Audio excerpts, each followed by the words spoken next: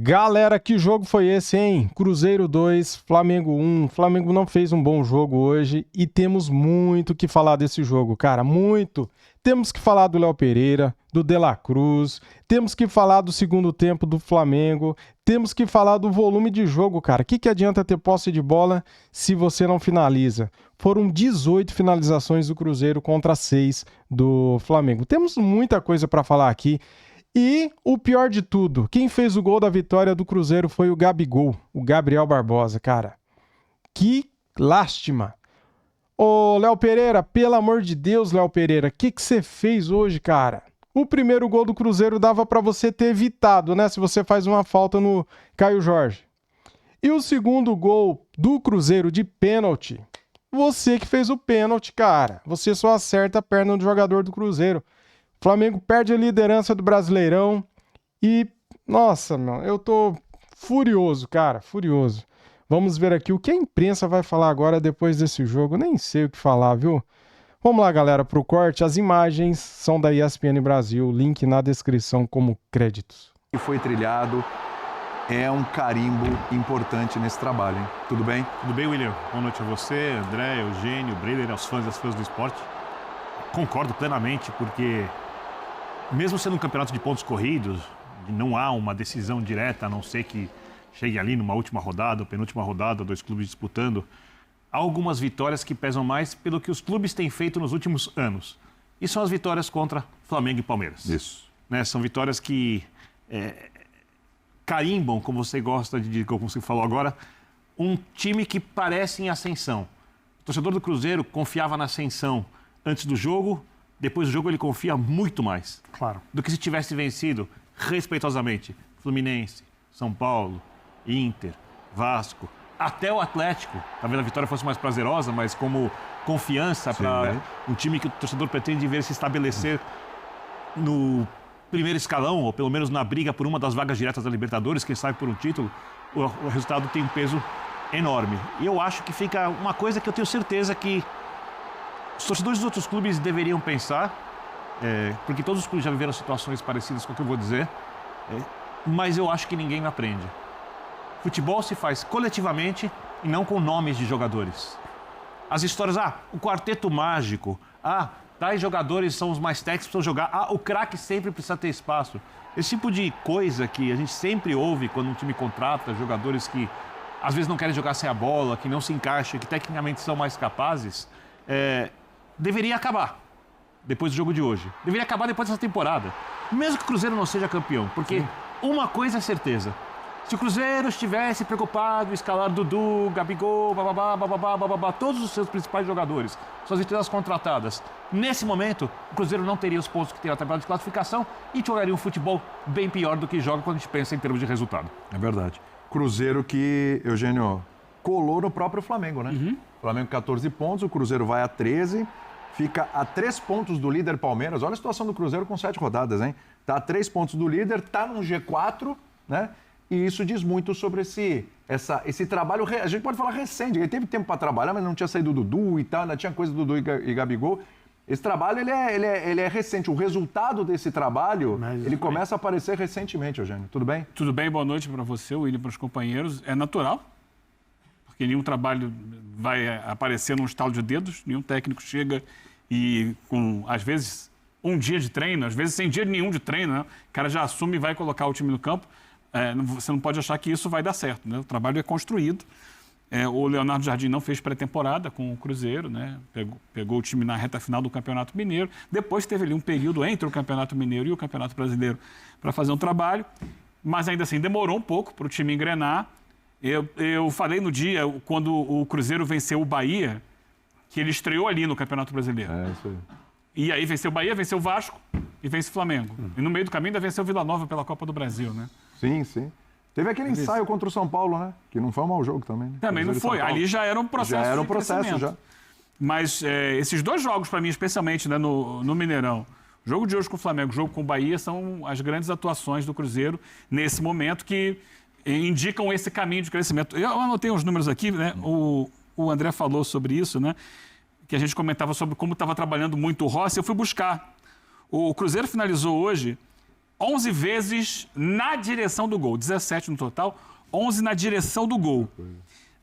Até então, nas 6 primeiras rodadas, o Flamengo tinha recebido 10 finalizações na direção do gol, de finalizações certas, ou seja, uma a mais. E o Rossi fez hoje 9 defesas, porque ainda teve mais uma depois que a gente estava Lembrando que o Flamengo poupou no meio de semana para esse jogo. Isso. É um Flamengo inteiraço, né, gente? Flamengo inteiraço. 9 defesas das 17 que ele fez no campeonato, portanto, uma a mais da metade. Ele mais do que dobrou as defesas que fez hoje, que fez no campeonato, no jogo de hoje. A gente vai falar sobre os caminhos que levaram o Cruzeiro a essa vitória, mas eu acho que a gente tem que falar também, não pode deixar de falar do Gabi. É lógico. Personagem pesado. Aí são essas histórias do futebol, que os deuses do futebol estão lá em cima e ficam guardando. Era um jogo que o Cruzeiro já poderia ter feito o gol da vitória antes. Ele já tinha tido oportunidades, a coisa estava perto de acontecer, estava muito na cara que podia ser uma vitória do Cruzeiro a qualquer momento, mas o gol só vai sair quando o Gabigol entra. Um Gabigol que ainda gera dentro do próprio Cruzeiro muita dúvida, um jogador que ainda está num foco parecido com o Dudu, embora ele não tenha, dentro do Cruzeiro, adotado a postura... A reação é diferente. ...reativa do Dudu diante dos fatos, ele ficou na dele e hoje estava muito assim escrito que ele entrando, o Cruzeiro melhor no jogo, poderia aparecer uma chance para ele fazer o gol da vitória contra o ex-clube, que não quis ficar com ele, etc. Aquela situação toda que a gente sabe. E aconteceu.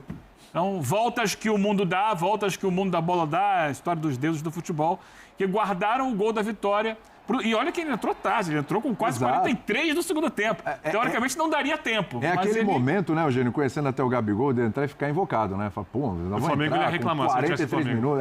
Ainda ia reclamar, não ia fazer gol, ia reclamar que teve pouco tempo, que não está sendo aproveitado. Era para ser aquele circo, né? E foi totalmente o contrário. É a lei do ex, né? Uma brincadeira, mas aconteceu hoje 2 vezes. O Arrascaeta, ex-jogador do Cruzeiro, fez o golaço pro Flamengo. E o Gabi faz o gol da vitória e vira um grande personagem do jogo. Ele rouba a cena de um Cruzeiro que foi melhor. A gente fala muito do trabalho do Leonardo Jardim, mas o gol da vitória é dele, ele é o personagem que atrai muito a mídia, não tem jeito. Daqui a pouco a gente vai falar também de Caio Jorge, é importante porque, claro, os holofotes vão para o Gabigol pela lei do ex, por tudo que aconteceu com ele no Flamengo, por tudo que está acontecendo com ele no Cruzeiro, mas é bom daqui a pouco a gente falar também sobre Caio Jorge, que está numa fase iluminada, como eu disse aqui no começo do programa, cheio de confiança, bota uma bola na trave também, arrisca mesmo, muito participativo, ele que tomou conta ali da posição, né? Na verdade, a gente tem um Gabigol no banco e tal, muito por conta do que o Caio Jorge também tem apresentado, embora os dois em alguns momentos cheguem a jogar juntos, mas hoje, né, Breler, assim, ficou claro para o Leonardo Jardim, pelo início da partida, que são determinados adversários, não dá para fazer essa brincadeira de Caio Jorge com o Gabigol. Aqui a postura vai ser diferente. E eu acho que muito dessa vitória passa pela escalação do Leonardo Jardim, pela formação tática do jogo de hoje, né, o Breler? Tudo bem? Exato, William, tudo bem? Boa noite para você, para os companheiros. O Gabigol, né, como o Eugênio falou, é o grande personagem dessa vitória, mas o protagonista hoje do Cruzeiro é o Leonardo Jardim, porque realmente tomou conta do time, começa a dar a cara dele e o Cruzeiro de hoje contra o Flamengo tem uma virtude muito importante que incomodou o Flamengo. E o primeiro gol sai dessa forma, a pressão alta. Isso daí já tem sido a marca do trabalho do Leonardo Jardim e ele muda a estrutura da equipe do Cruzeiro para acomodar essa virada de chave da equipe. Inclusive as peças ele muda, exato, né? Então, para ter o fôlego para fazer com isso. Com Wanderson, com Christian, com Caio Jorge, é um time menos vistoso, mas muito mais intenso, com capacidade de subir essa pressão e incomodar um time que sai muito bem, que é o Flamengo. Então é um grande mérito do Leonardo Jardim. A gestão de vestiário também fala nesse jogo de hoje, porque administrar um Gabigol não é fácil na reserva, com poucos minutos, mas aí, postura exemplar dos dois lados. O Leonardo Jardim privilegiando o time e o Gabigol entendendo o momento dele, entendendo também o momento da equipe. É porque não tem outra opção além dessa nesse momento. Exato, e que... Ou entende ou entende ou caminho do Dudu. Mas do lado do Gabigol, pelo menos, em nenhum momento o Gabigol teve uma postura no Cruzeiro parecida com a do Dudu. De torcer nariz, de dar entrevista, de dar alfinetada, desde que foi para o banco, é participativo, quando entra nos jogos, tenta ajudar a sua maneira. Então hoje eu já vejo o Gabigol mais como uma alternativa ao Matheus Pereira, jogando atrás do centroavante, do que necessariamente disputando posição com o Caio Jorge. Ele tem jogado melhor dessa forma. Inclusive, depois do jogo com o Vila Nova, ele falou, não, eu preciso ter uma dupla, minha dupla é o Caio Jorge. Ele já falou, assim. Eu tenho que ter alguém do meu lado, e esse cara aí já se escalou no lugar do Matheus Pereira. Né? Então, mas é uma postura exemplar do Gabigol, sem causar, e até no banco mesmo, na hora que sai o gol do Caio Jorge, vibra com todo mundo, conversa com o Leonardo Jardim, talvez até passando alguma dica ali de algum jogador do Flamengo que ele conhece bem. Então é isso que se espera de um jogador como ele. E o principal, quando entrar, dá a sua contribuição. Ele perde o pênalti, é verdade, mas estava atento, concentrado, faz no rebote. E a gente fala também do Cruzeiro, né, que é um grande jogo do Cruzeiro, uma grande vitória, talvez a maior em muito tempo.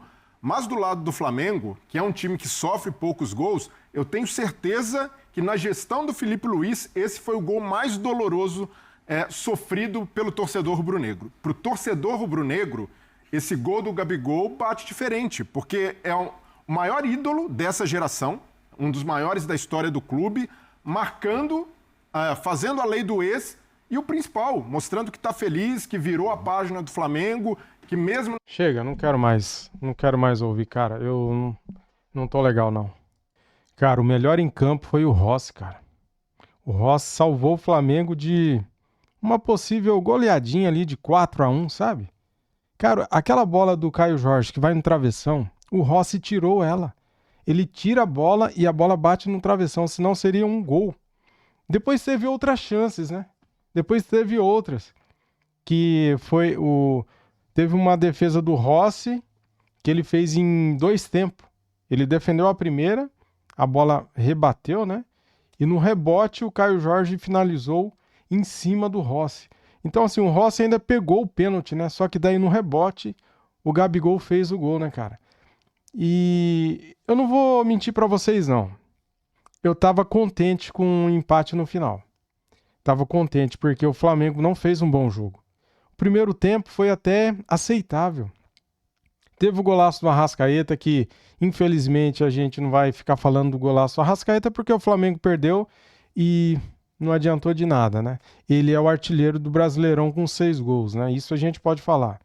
Parabéns ao Arrascaeta, que vem jogando muito bem. Agora o Flamengo em si, o Felipe Luiz, todo mundo foi mal, cara. Eu não vou aqui ficar cornetando ninguém, sabe? Todo mundo, galera, todo mundo foi mal. Pra mim, o melhor do campo, o melhor do jogo foi o Rossi. Se não fosse ele, o Flamengo teria perdido de 4-1.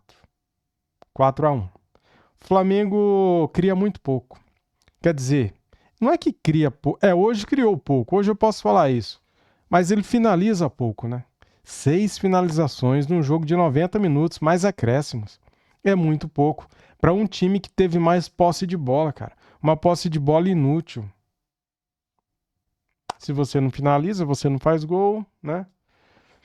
É isso, galera. Minha cabeça tá doendo e o Flamengo fez um péssimo jogo. Perdemos a liderança. E para piorar, o gol da vitória do Cruzeiro foi do Gabriel Barbosa. Para piorar tudo, né?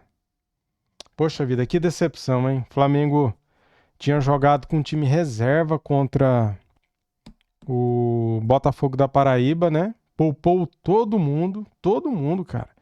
Os titulares ficaram treinando para daí no segundo tempo não jogar. Meu Deus, o que foi isso, cara? O que foi isso? O time tava morto em campo, tava cansado e eles não jogaram meio de semana. Então isso daí que eu queria saber. Eu vou assistir agora a entrevista coletiva do Felipe Luiz para ver o que ele vai falar. Valeu, galera. Tô triste. Como você aí também deve estar. Saudações. Valeu. Fui.